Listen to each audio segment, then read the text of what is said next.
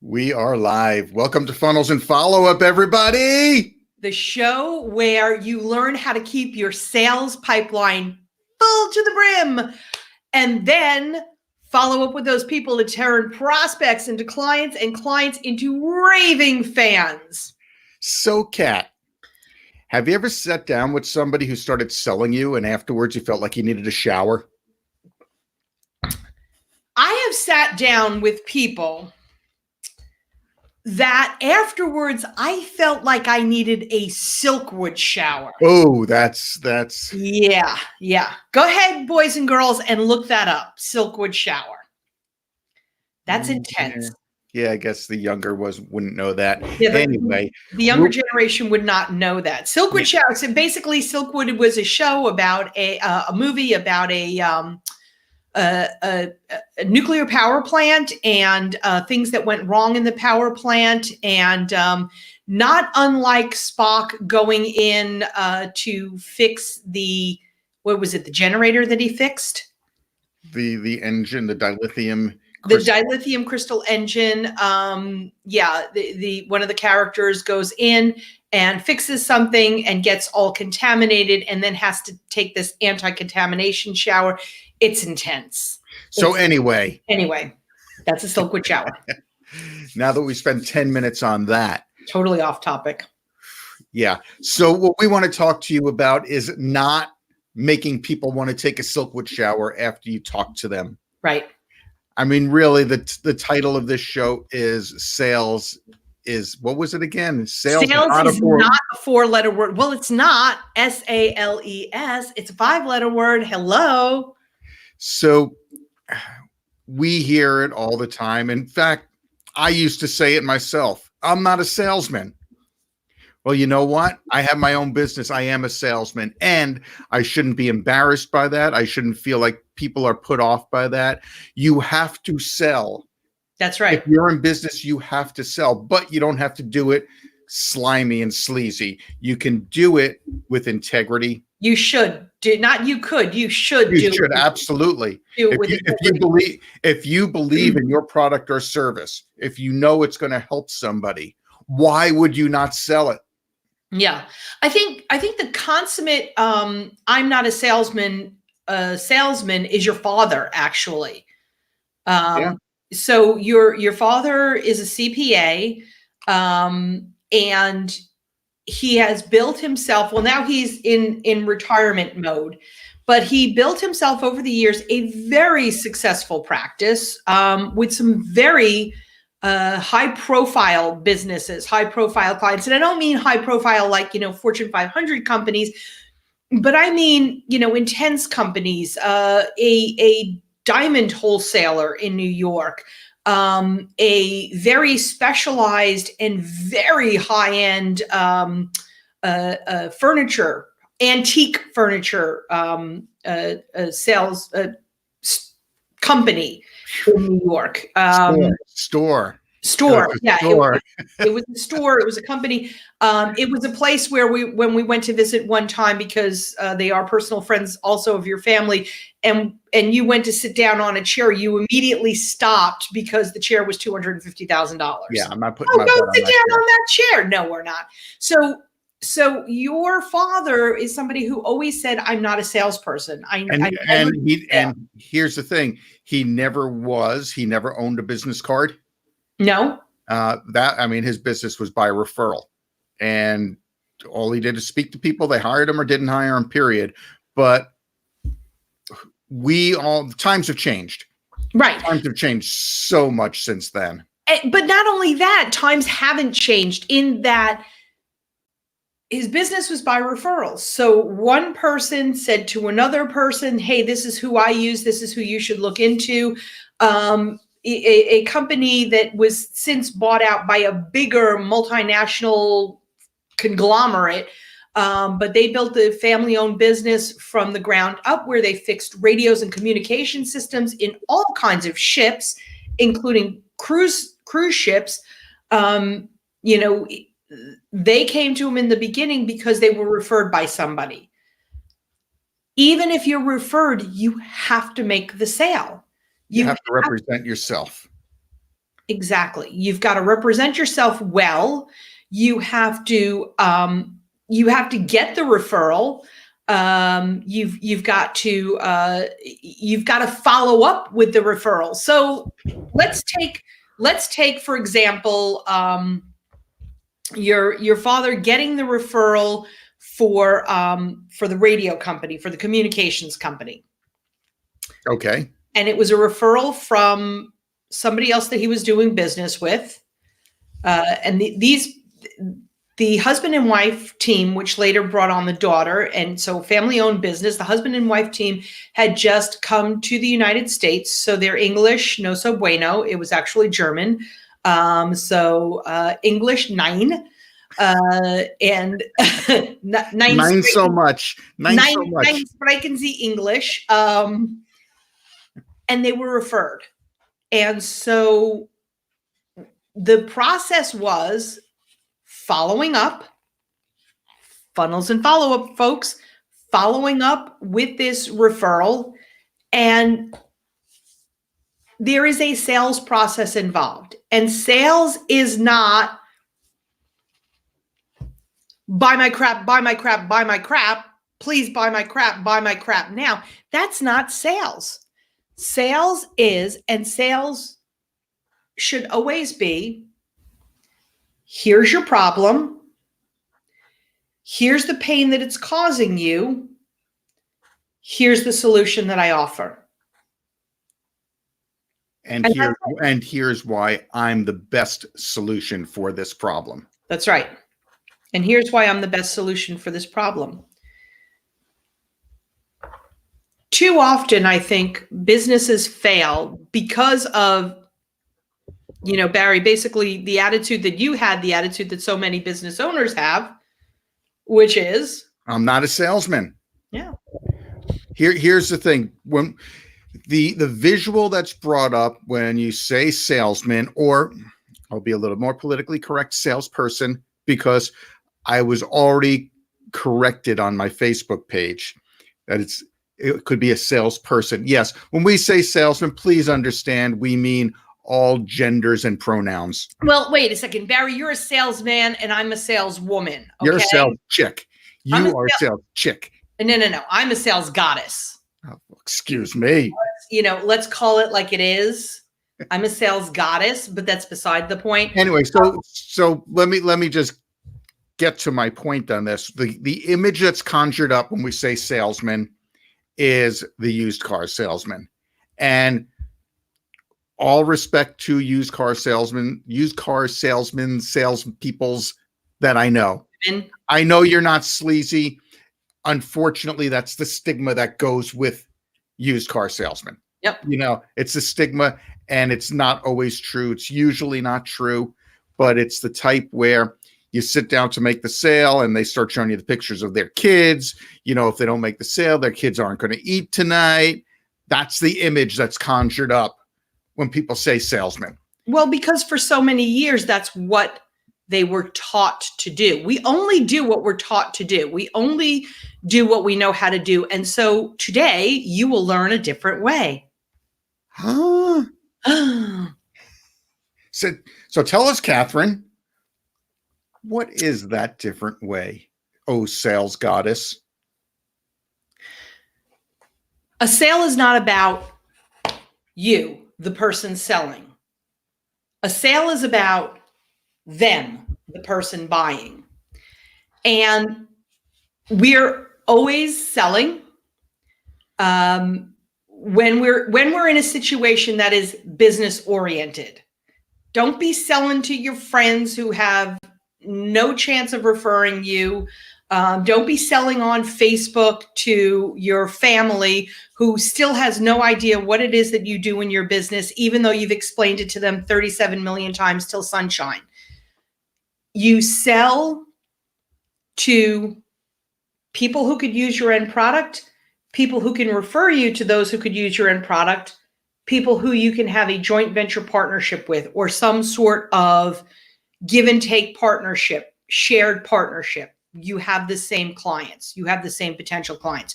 So that's who you're selling to. So rule number one, don't be selling on Facebook all the time. especially Facebook. LinkedIn, you're giving information about business.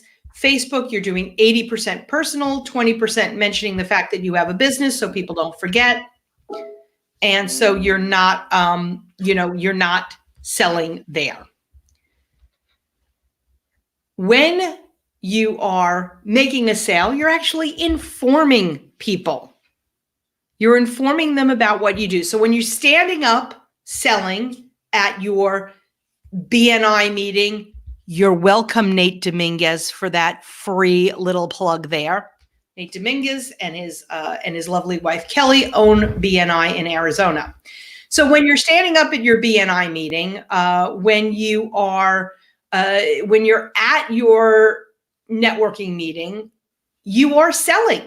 You're telling people the problem that you have seen among your clients and potential clients, the pain point, the pain that it causes, and the reason why you are the best solution to the pain.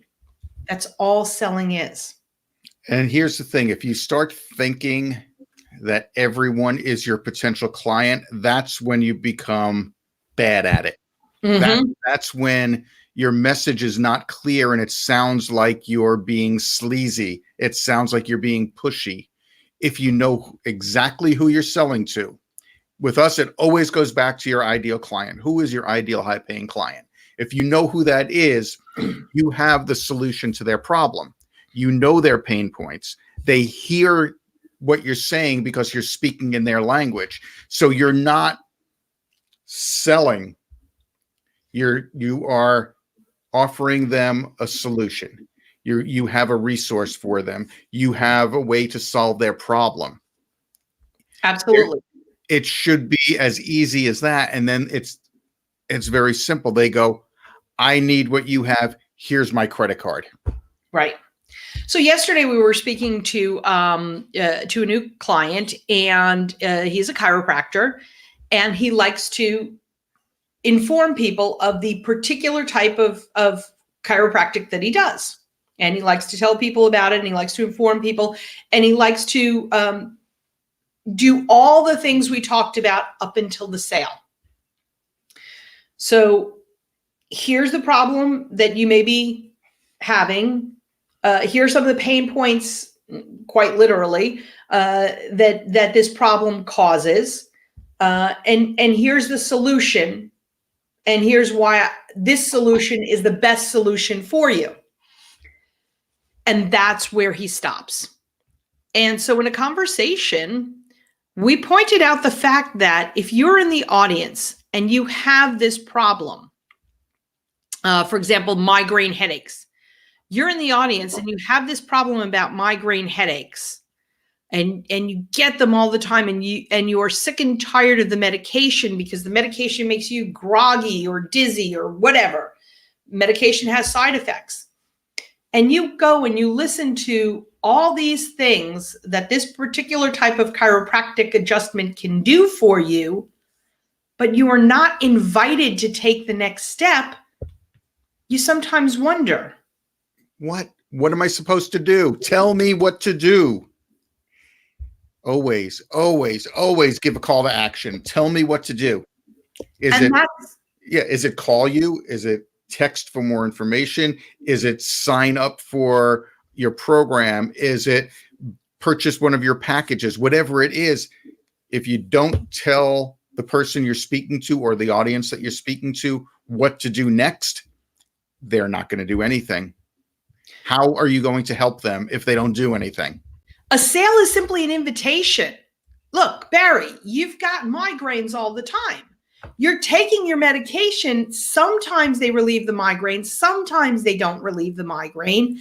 And sometimes they just not only relieve it or not relieve it, but they also make you tired and loopy. Here's what I do. Here's the process that I use. Here are the end results.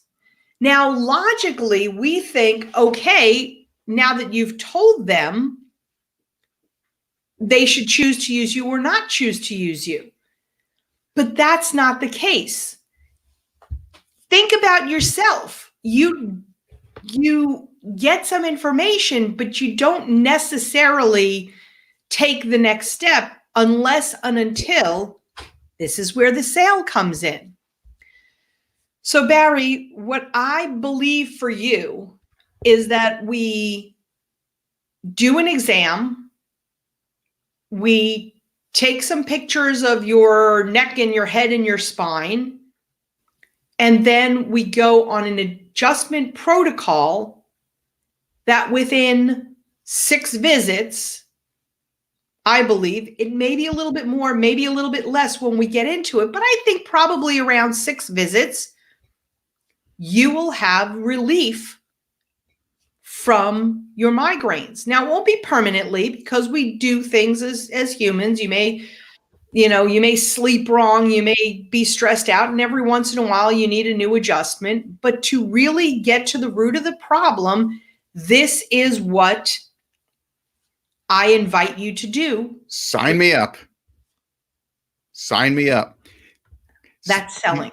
That's selling. Now, you also want to listen to what the person that you're talking to is saying to make sure what you have will solve their problem. Yep. It might be that they have something or they need something that you can't provide, but you have to listen. Absolutely. If we go back to the car salesman, if a car salesman sees a client walk through the door, prospective customer walk through the door, a good salesman is going to ask them what their needs are. Yep. Do they need a minivan? Do they need a sports car? If it's a midlife crisis, what's the car that you need? They're going to listen. The bad salesman is going to go and just push whatever vehicle their manager said they have to push this week. And you're going to be put into a vehicle that is not right for you. Right. Selling, evil selling, the 4-letter word selling comes into play when I walk into a car dealership, and we'll use the car dealership, and I say, hey, we're expecting our first little child, and I need a car. Oh, I've always wanted a fun, fast car, and maybe later in life I'll get that. I didn't get that now, but now I've got to think practical. And the car salesman says, no, here's a little Corvette, and you can strap the kid in this little space in the back. No worries. You get your fast sports car, and you have a little space for your newborn. That's evil selling. That's, no, that's not what I need. No, you really need this. Trying to convince someone that they need what they don't need, that's wrong. That's a great word, convincing. If you have to convince, you haven't done your job. Yeah. If you have to convince, they might not need or want what you have, and that's okay. Yeah. Selling is not a bad thing. Convincing, coercing, those are bad words. Those are bad words because you don't want to do that. You want to listen for the problem, offer a solution, and lead them to the close. Lead them to say, okay, I want to work with you. Now, Barry, what would you do if somebody goes, I don't know, it's a little too much. Maybe I can get away with this plumbing issue. I'm having this horrible plumbing issue. Maybe I can get away with, doing it on my own. Maybe I can pour some more Drano down the pipes. I don't know. Now you're talking about putting a Band-Aid on the problem, which is going to cost you more later, or just having me, the professional plumber, come in and take care of it now. This way you won't have to deal with it again, period. The choice is yours. I'm not going to twist your arm, but I truly believe that if you try to fix it yourself, here's what could happen. Number one, it may be a temporary fix. Number two, you could blow it up and it could be a lot worse. You know, we could have to go in there with jackhammers after you're done. So think of that expense and that possibility. For what it's going to cost you now, it will save you money down the road. The choice is yours. The choice is always theirs. Mm-hmm. And you also want to give them back their words. You know, hey, I keep trying to, pour Drano on it and it works for a minute or two. And then, a couple of days later, it's bad. You want to listen, let them talk. You want to listen to what they're saying. You told me you've been trying the Drano approach and it hasn't worked. You also don't want to use unnecessary scare tactics. So an unnecessary scare tactic would be, if you continue to do that, we may have to dig up your entire front yard, backyard, and your neighbor's yard. If that's not the case, don't say it. If it is the case, do say it, because you also don't want somebody blindsided. That's right. So scare tactics are saying something that will never happen.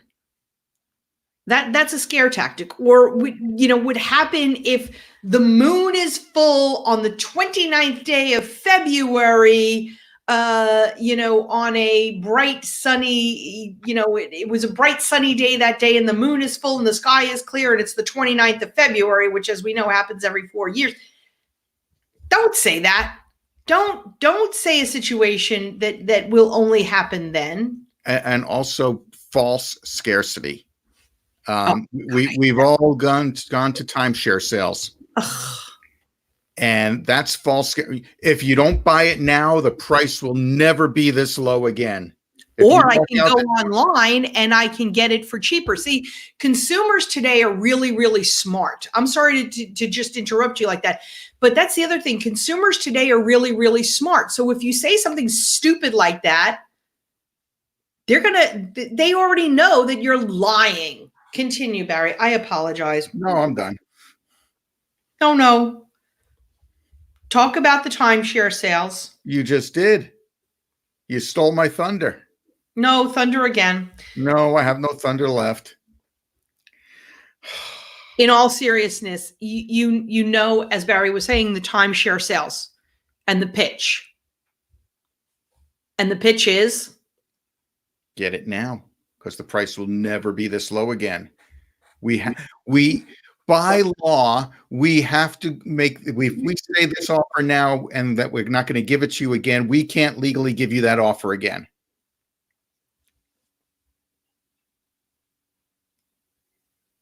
What are you saying? Yes. Oh. That was B? B? S. S. That was pretty good for doing it backwards. I know. That's why I had to think. So yeah. Don't buy into the false scarcity. Odds are pretty good that if it's something that you want and you need to think about it, if you truly need to think about it, you need to consult your wife or business partner, whatever it happens to be. The price will be there. The offer will still be there. If the offer is not there, 9 times out of 10, that's not somebody you want to work with. That's right. 9 times out of 10. There's that 10th time where they truly may be getting rid of that offer, that price. So you have to weigh your options. I went off track there a lot. Right. So my apologies. You're absolutely right. There are sales. We see sales. Macy's is having a 1-day sale. Target is having a 1-day sale. And that is real. And you could have a sale. You can have a holiday sale, a summertime sale, it's the owner's birthday sale, and whatever your product or service is, you may put it on sale for 1 day. You may put it on sale for 1 week. And that's different. You want to let people know that it's a sale, but you never want to have a false sense of scarcity, a false sense of you've got to buy it now. And certainly you never want to say something that people can look up and know that what you've just said is bull Dinky. dinky. What that's going to do, and depending on the business you're in, how small the industry is or how big the industry is, it's just going to give you a bad reputation. You will lose business because of it, not from just this one person, but from everybody else they tell. You can make the sales experience pleasurable for your prospect. So this way, not only do you get the sale, but you get the referrals because it was pleasurable. If you make it a painful experience where you're just pulling teeth to try to sell them something that they obviously don't want, you're not going to get the sale because you're not listening to see for what they truly need, and you're not going to get the potential referrals that they could give. That's right. I know when we do business with people or businesses, if it's a pleasurable experience, we tell everybody about it. Yeah. If it's a lousy experience, we tell more people about it. That's right. Google, Yelp, services like that have made this something where a business could be destroyed. Well, a business could be destroyed by falsely reporting something, and you should never do that. And there's a whole lot of techniques on making sure your reputation is good. But a business can also lose a lot of money because they've done something stupid, because they've lied. So here's an example of doing business the right way. Here in Phoenix, Arizona, where we live, there is an appliance store, Spencer's TV and Appliance.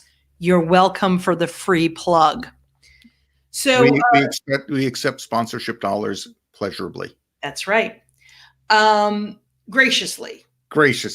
Okay. So a couple of years ago, we renovated our kitchen and we went to Spencer's. We do like to, first try and do business locally. And we went to Spencer's, and Spencer's says that they will beat any price. And we walked in and we had a very knowledgeable salesperson, which is always wonderful. When you're dealing with somebody who is knowledgeable and listens to your needs, that is always really, really good. And he listened to our needs and he understood what we needed. And their claim is that they will beat any price. And so our salesperson said, we'll beat any price, but we're always usually the lowest.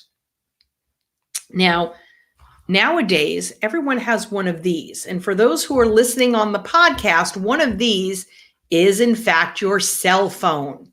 And, people just don't leave home without it, more so than the American Express card. And we looked up everything that we looked at. You're going to make this claim. We're going to look it up.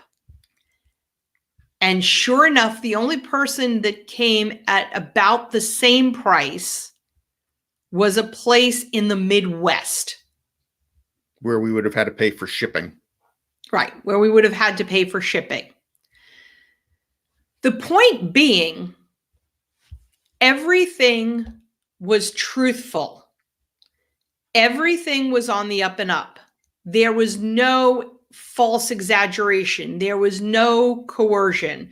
There was no pressure.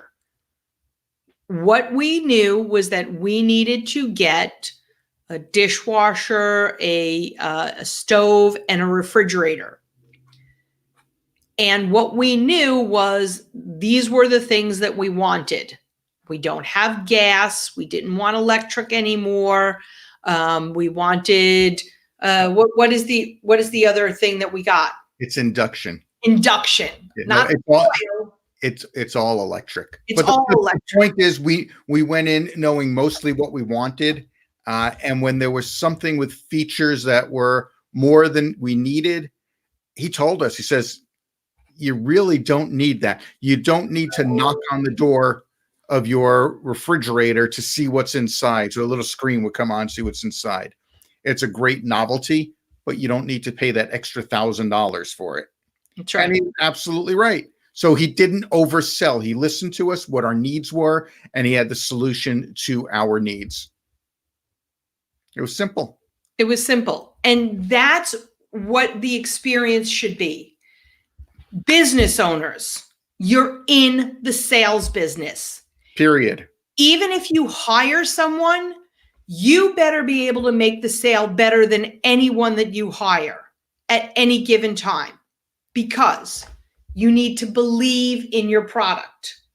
You need to know from your deepest knowing that this is the best solution for a particular problem. Not every problem, not every person, but for a particular person and a particular problem, you offer the best solution.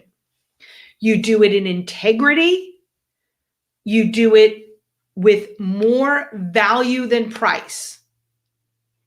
And that's an important one. You don't have to discount. You don't have to be a lower price than anyone else in your arena. But what you do have to do is offer more value than the price. If the price is $1, you're giving them $1.25 in value. You're giving them $1.50 in value. And yeah, and that could be a whole other show. In fact, it probably will be a whole other show. Right. So the I forgot what I was going to say. I just lost it. Go ahead. The bottom, you've got the value. You've got the belief in your product, in your company, in your service, in yourself. You're not coercing. You're not convincing. You are simply informing and inviting. That's what sales is all about. So to each and every one of you out there that owns a business that is looking to offload the sales to someone else, don't offload it. Absolutely. As you grow, have additional salespeople, have a sales team, have more people out there that can inform the public of your product or service and why you are different. But as the owner, as the person who created this business, you are the first salesperson. Embrace selling, love selling, do it with integrity, and do it with a clear vision of helping others. And with that, I would like to invite everybody to subscribe to our YouTube channel, Cohen Coaching. If you're listening to us on audio only, we are on iTunes, Funnels and Follow Up, Google Podcasts, Spotify, Spreaker, iHeartRadio, all of those audio channels. The show is Funnels and Follow Up. We invite you to subscribe, like, comment. We love to hear from you. So go ahead and check all those out. And we'll see everyone next time on Funnels and Follow Up. Bye-bye. Bye.